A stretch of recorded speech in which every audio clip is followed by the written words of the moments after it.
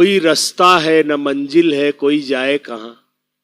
हर कदम पे कोई कातिल है, कोई जाए कहां। रोजगार क्यों नहीं दिया जा रहा है? क्यों बेरोजगार की आवाज को दबाया जा रहा है? महामहिम से, महोदय से, श्रीमान से इतने आदरणीय नाम लेकर लोग क्या कर रहे हैं? जानना चाहता है बेरोजगार, पूछता है भारत।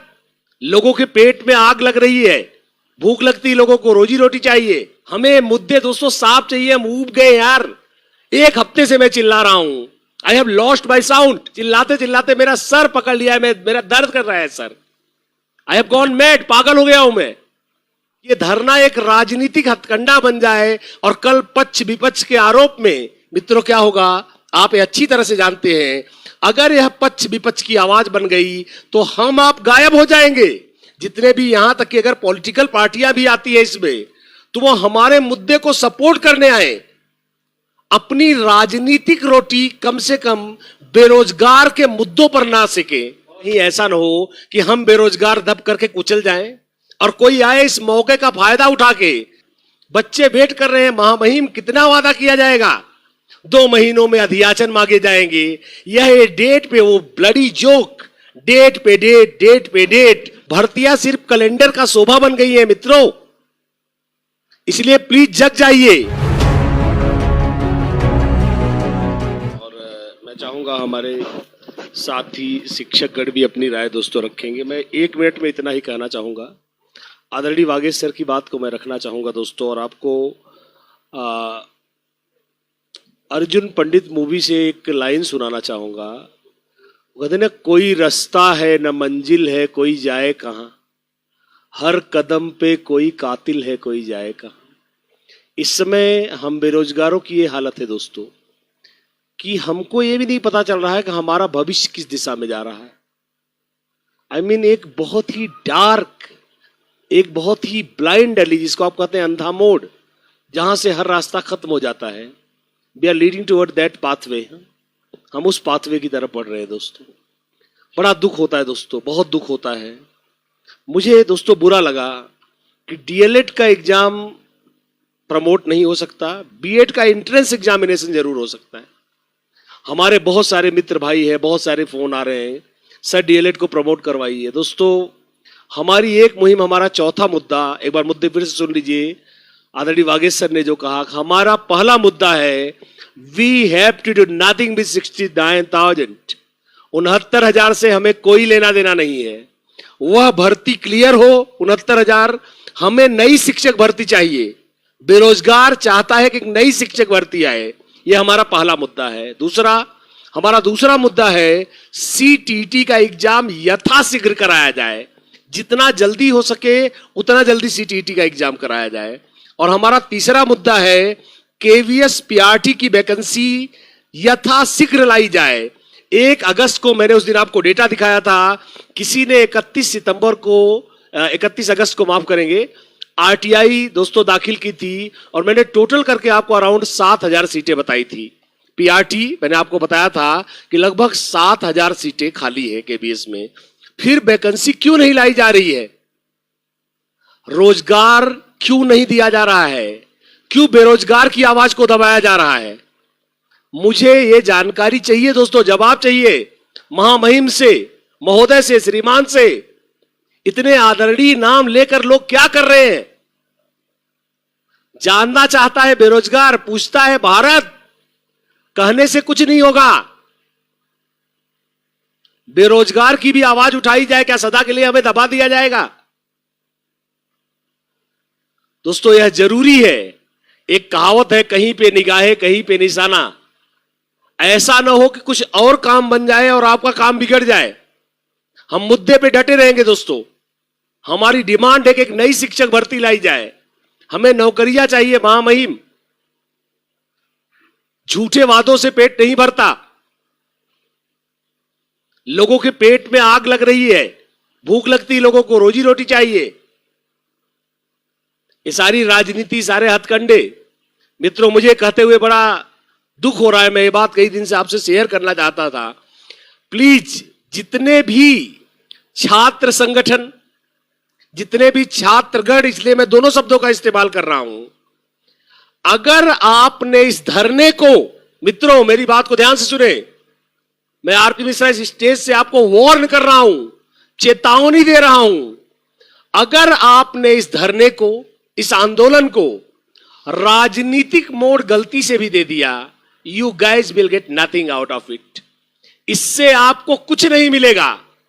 यह कोई राजनीतिक विरोध नहीं है मित्रों। हम बेरोजगार हैं, हमको रोजगार चाहिए। ये गलती से मत सोचिएगा कि किसी विशेष पार्टी का विरोध कर रहे हैं इसलिए आप धरने में शामिल हो रहे हैं। किसी राजनीतिक स्वार्थ से प्रेरित होकर अगर आज आपने इस धरने का समर्थन किया तो कल जब वांछनीय सरकार, मैं साफ साफ कहना चाहूंगा, जब आपकी वांछनीय सरकार आएगी तब भी आपकी आवाज दबाई जाएगी।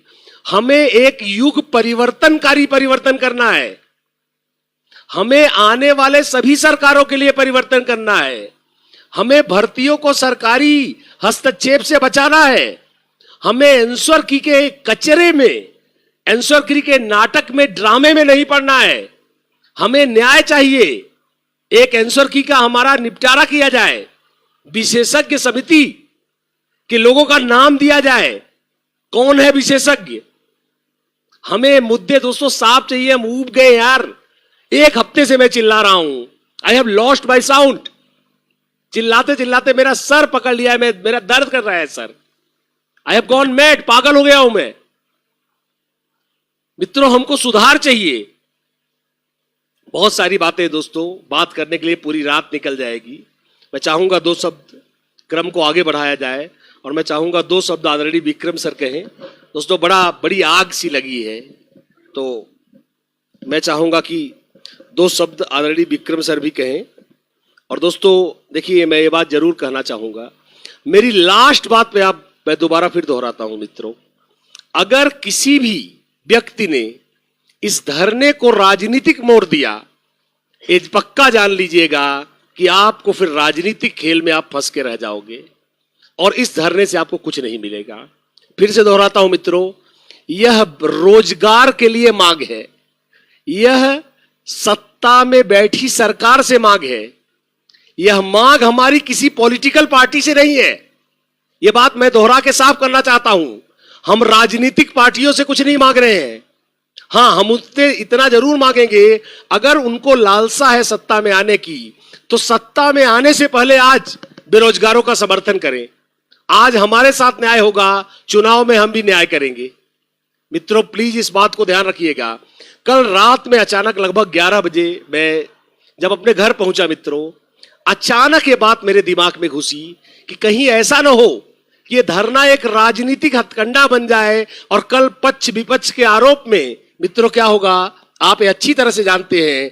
अगर यह पक्ष विपक्ष की आवाज बन गई तो हम आप गायब हो जाएंगे और पार्टियां फाइट में आ जाएंगी। बस वहीं पे हमारा मुद्दा खत्म हो जाएगा।